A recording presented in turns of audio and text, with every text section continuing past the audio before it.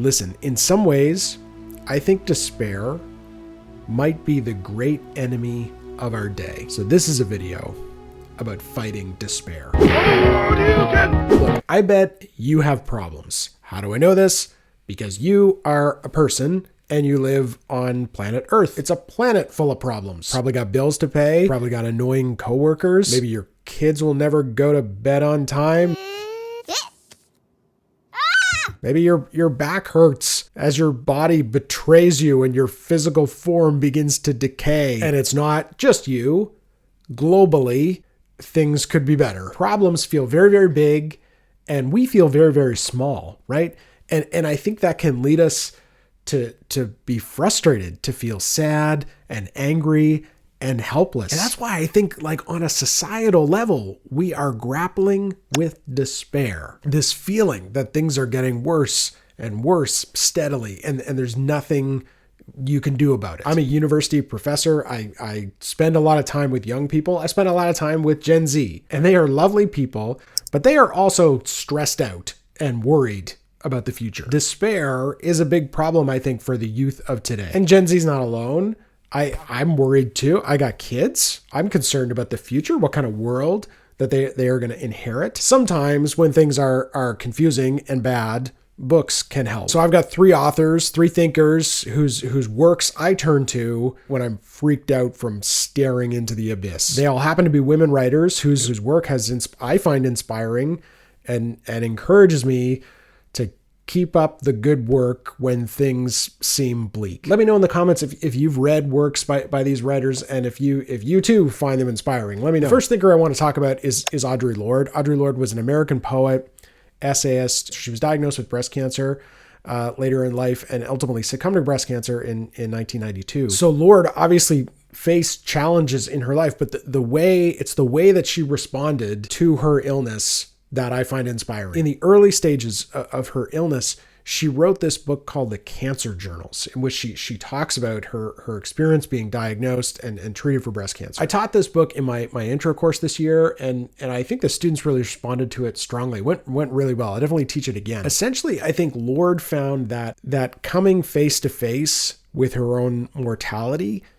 the fact that she was going to die, she found it gave her a renewed sense of the purpose and meaning of her work. Living a self-conscious life under the pressure of time, I work with the consciousness of death at my shoulder, not constantly, but often enough to leave a mark upon all of my life's decisions and actions. Recognizing that her time is limited gives Lorde this added sense of purpose. It helps her focus on the things that really matter in her life, on her relationships, on her writing. And as Lorde notes, this is an insight for all of us. It doesn't, like, we're all gonna die.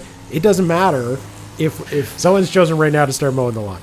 I was getting going. Now they're mowing the lawn. Ignore that.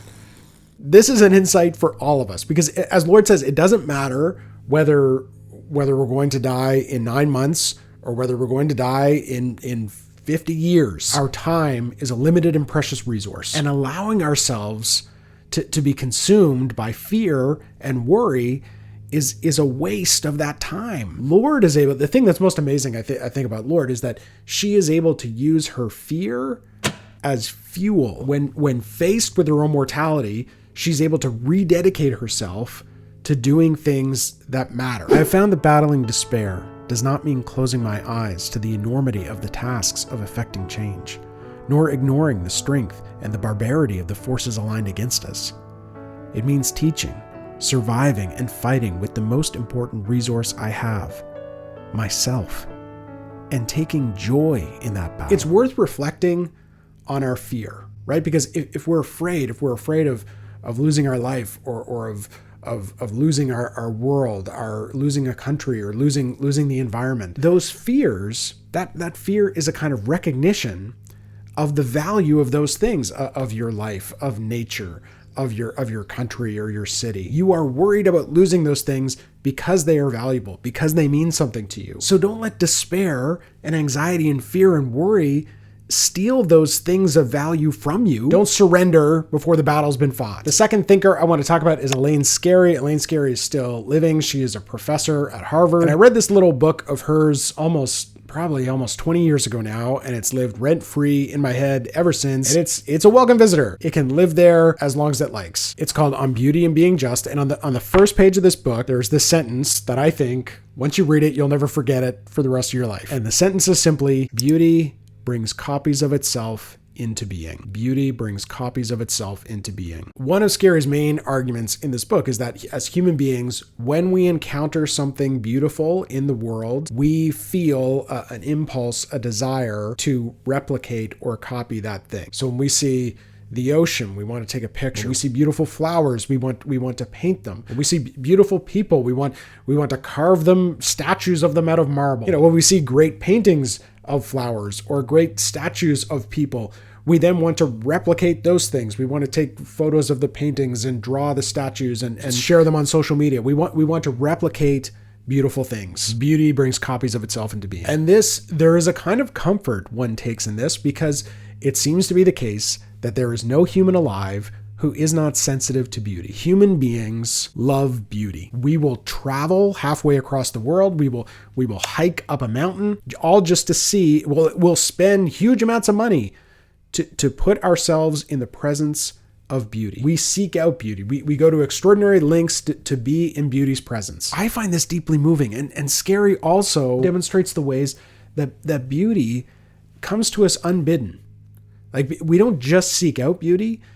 Beauty often just finds us. We might be walking down the street and we're struck by the beauty of the sky or of trees. We might look in the faces of our children and see beauty there. When things seem bad, I think this is useful to remember, that as bad as things can be, there is also beauty. Oftentimes the world sucks, is awful, but there is also beauty in the world, and that is not an insignificant fact. And it is not an insignificant gesture to try to create more beauty for this world and to share it with other people. Part of the reason I wanted to make this video, I was inspired by a comment that was actually left on one of my older videos. Surely any structure that consolidates power. Global energy corporations conspired to hide research. The Catholic Church engineered a cover-up of a worldwide epidemic. Social media outlets like Twitter and Facebook have found it very profitable to disseminate misinformation. And so it goes. It's as though we're facing a teleology of inevitability. It's just futile, because nothing really changes. So I've made a lot of videos on political thinkers who often talk about things like war and injustice and colonialism, so terrible things that happen in the world, in politics, and in human history. And this was a comment that was left on a video about Hannah Arendt's concept, her theory of the banality of evil. So let's talk about Hannah Arendt. So Arendt lived through one of the worst periods of human history, maybe the worst, the Second World War. Arendt was a German Jew who escaped Europe during the Holocaust and immigrated to the United States. She was an academic and public intellectual there. And she spent much of her career, much of her work was dedicated to understanding the evils of totalitarianism. So not unlike Audre Lorde, Hannah Arendt has confronted some of the darkest aspects of human life. She had lived through some of the darkest chapters of human history. And Arendt was very worried about the future. But she does in her work, I think, provide us with a powerful antidote to despair. One of the biggest mistakes we make as human beings is imagining that the future is certain. Like, we think we know what the future holds. In one of her books, Arendt writes this: predictions of the future are never anything but projections of present automatic processes and procedures. That is, of occurrences that are likely to come to pass if men do not act and if nothing unexpected happens. This is such a good point. Arendt says many of our predictions of the future are premised on the idea that tomorrow is going to be exactly the same as today. And we don't take into account the fact that unexpected things happen all the time. Like, the most predictable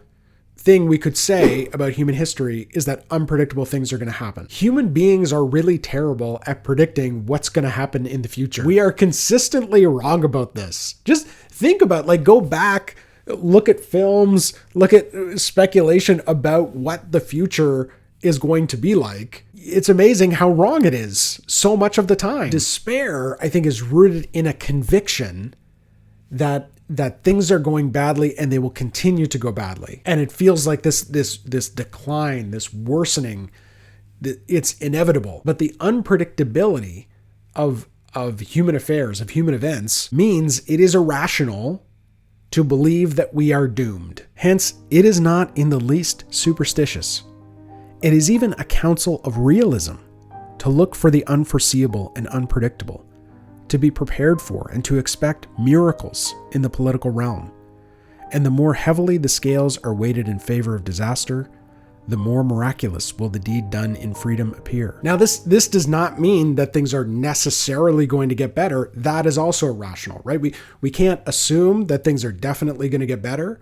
Progress is definitely going to happen. We also can't assume that decline is inevitable. Things are definitely going to get worse. That's just simply not the character of human life. Arendt's account of political miracles, this idea that at any point something might happen to change the pattern, to change the story, to turn the tide. This concept is rooted in this beautiful idea she has that every human being is, in essence, a beginning. The lifespan of man, running toward death, would inevitably carry everything human to ruin and destruction if it were not for the faculty of interrupting it and beginning something new. A faculty which is inherent in action, like an ever-present reminder that men, though they must die, are not born in order to die, but in order to begin. For Arendt, every human being who enters the world changes the world. The world is different the moment every person is born. The story is no longer the same. The equation is no longer the same. The world is interrupted all the time by human beings doing things that we did not expect. And this does not mean that everything's going to be better, but it does mean that to assume that like doom is inevitable, that things are just going to keep going the way they've been going, is both irrational and it underestimates the human capacity to begin something new. Every person born on this earth literally changes the world. These are ways of thinking that sustain me. They give me hope. Maybe they give you hope too. A little while ago, I made a video about doomerism, why it's a problem and how it's connected to billionaires building bunkers. If you want to think about that, you should check out this video over here. I will see you there, and I'll talk to you soon.